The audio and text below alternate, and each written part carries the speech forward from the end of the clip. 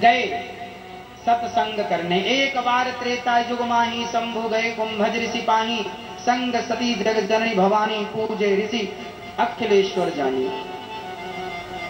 एक समय की बात है, त्रेता युग में भगवान शंकर अपनी पत्नी को लेकर सत्संग करने गए। कथा पूरी हुई, शंकर जी ने तो किया सत्संग, पर माता सती के अंदर आ गया संदेह। राम जी जब सीता मां को ढूंढ रहे थे, हे सीते, रावण ले गया, हे खगमृग हे मधुकर श्रेणी, तुम देखी सीता मृग नैनी, क्या तुमने मेरी सीता देखी है? राम जी ढूंढ रहे हैं, पागलों की तरह परेशान है। शंकर जी ने प्रणाम किया, जय हो प्रभु, आपकी लीला अपरंपार है, आप सब जानते हैं, पर आप लीला ऐसी कर रहे हैं कि आप कुछ नहीं जानते। माता सती ने कहा, शंकर जी, भोलेनाथ आप किसे प्रणाम कर रहे हैं? माता सती से शंकर जी ने कहा, देवी ये भगवान राम हैं, तुम प्रणाम करो इनको।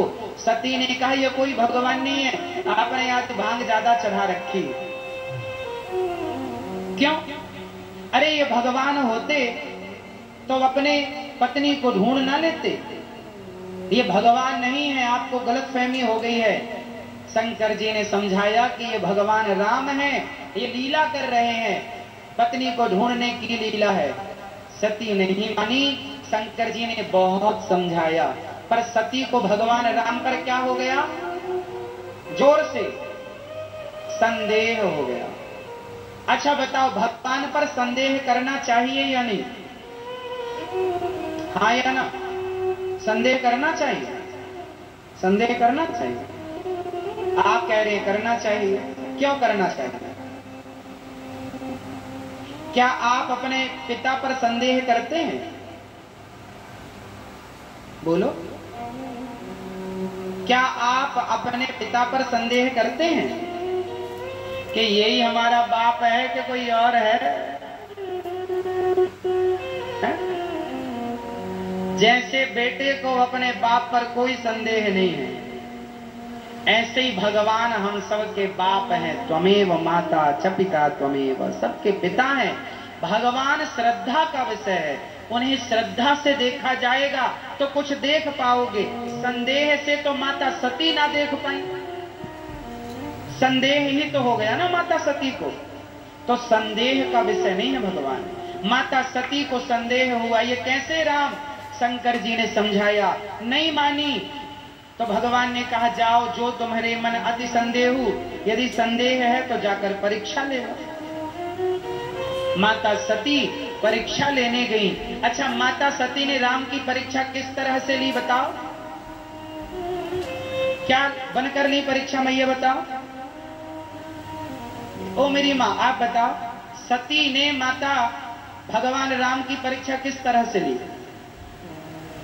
सती मां ने सीता का रूप बना लिया, और सीता बनकर के जब माता सती गई, राम के सामने खड़ी हो गई, स्वामी जी मैं आ गई रावण के यहां से।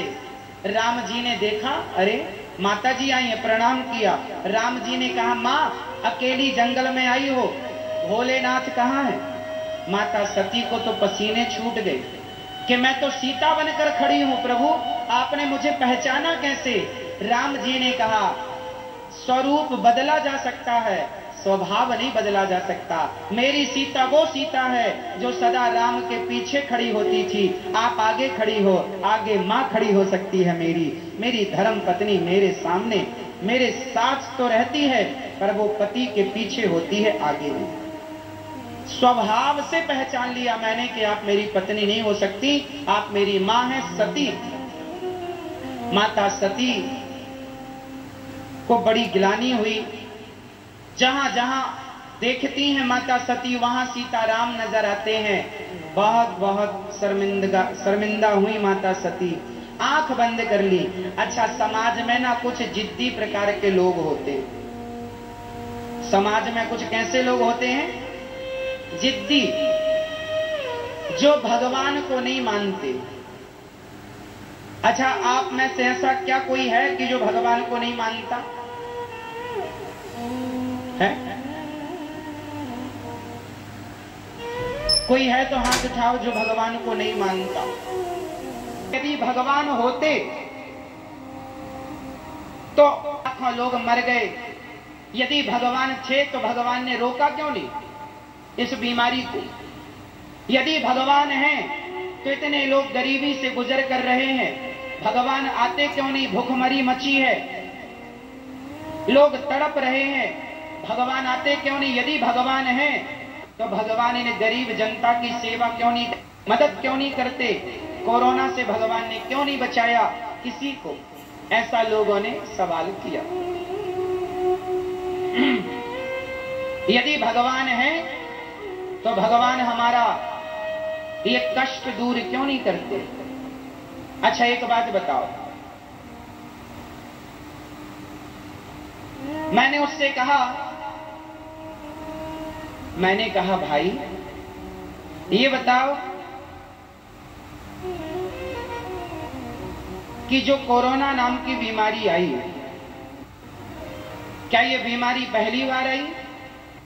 इसके पहले भी ऐसी बीमारियां आती रहा करती थी, गांव के गांव साफ हो जाया करते थे। ये कोई पहली बीमारी नहीं है, इसके पहले भी बीमारियां आती थी, गांव के गांव साफ हो जाते थे।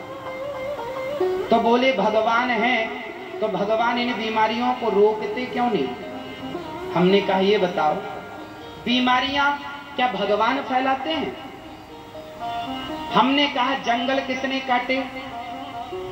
बोला इंसानों ने। हमने कहा जंगल तुमने काटे, नदियों को नाला तुमने बना दिया, प्रकृति का संतुलन तुमने बिगाड़ दिया।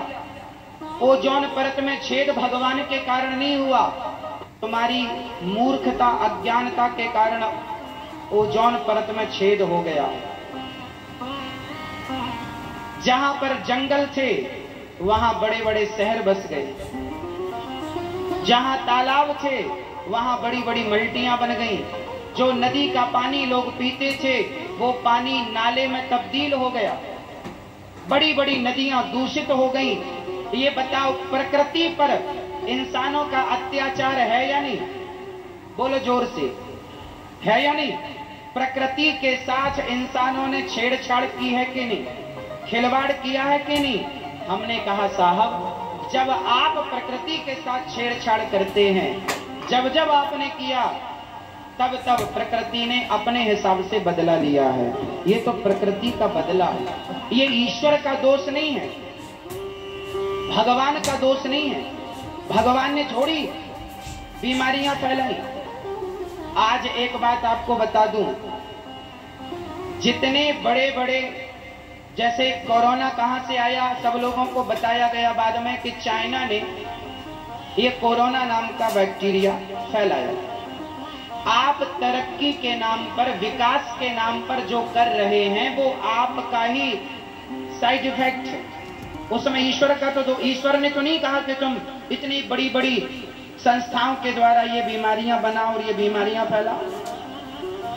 आप खुद तरक्की के नाम पर उल्टे काम कर रहे हैं और दोष भगवान को दे रहे हैं। हमने कहा भगवान की कृपा ना होती तो इतनी बड़ी आपदा से भारत लड़ ना पाता। ये भगवान की विशेष कृपा थी कि हम सब लड़ पाए और आज भी हम सुरक्षित हैं। ये किसकी कृपा है? भगवान की कृपा। उस सज्जन ने कहा महाराज जी, यदि भगवान है तो कोई दुखी क्यों है, कोई गरीब क्यों है? अरे पागल, हमने कहा कोई दुखी है कोई गरीब है तो जो गरीब है वो मेहनत नहीं करेगा, दो पैसा नहीं कमाएगा तो गरीब रहेगा ना, और गरीब है तो दोष भगवान को देगा। अरे तुम मेहनत क्यों नहीं करते? टाटा बिरला अडानी अंबानी तो नहीं कहते कि हम गरीब हैं, अरे वो मेहनत करते हैं। जो मेहनत करने वाला है वो दो दो पैसे के लिए मोहताज नहीं है। आप मेहनत ना करो और दोष भगवान को दो, हे भगवान मैं बड़ा गरीब हूँ, तुम कहाँ हो? तुम हो तो मेरी गरीबी क्यों नहीं मिटाते? तुम्हारी गरीबी तुम्हारी मेहनत से मिटेगी, भगवान तुम्हारी गरीबी मिटाने ना आएंगे। तुम मेहनत करो, पैसे कमाओ, हर चीज के जिम्मेदार भगवान नहीं। तुम मेहनत करो ना, कमाओ। किसने हाथ पांव पकड़ा है? अरे भगवान ने स्वस्थ शरीर दिया है, कमा कर खाते क्यों नहीं? खाओ कमा कर, हाँ या ना? इसमें भगवान का दोष है? चलो, एक सज्जन ने कहा महाराज मैं फिर भी नहीं मानता कि भगवान है, क्योंकि भगवान होते तो कोई इतना दुखी ना होता। एक बार क्या हुआ, एक नाई था जो दाढ़ी इत्यादि शेविंग करता है, तो नाई ने कहा कि महाराज जी भगवान नहीं होते, यदि भगवान होते तो कोई दुखी क्यों होता? तो किसी ने कहा अरे भाई साहब, किसी की दाढ़ी बहुत बढ़ गई थी, तो उसने कहा भाई दुनिया में नाई होता ही नहीं है, नाई। तो नाई बोला नाई मैं हूं भैया, नाई तो है। अरे बोले नाई होता तो मेरी दाढ़ी इतनी बड़ी कैसे होती? नाई नहीं है इसलिए मेरी दाढ़ी इतनी बड़ी हो गई।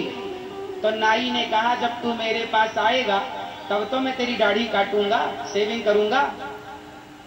तो उस व्यक्ति ने कहा जब तेरे पास कोई आएगा तब तू उसकी शेविंग करेगा, दाढ़ी मूंछ काटेगा, ठीक करेगा, बाल काटेगा। तेरे पास कोई आएगा नहीं तो तू कैसे काटेगा? उसी तरह जब कोई भगवान की शरण में जाएगा तब तो भगवान उसका दुख दूर करेंगे। जब भगवान की शरण में कोई जाएगा नहीं तो दुख दूर कैसे करेंगे? अच्छा बताओ, सुग्रीव भगवान की शरण में आए, भगवान ने सुग्रीव का दुख दूर किया कि नहीं? हाँ या ना में उत्तर दो जोर से। विभीषण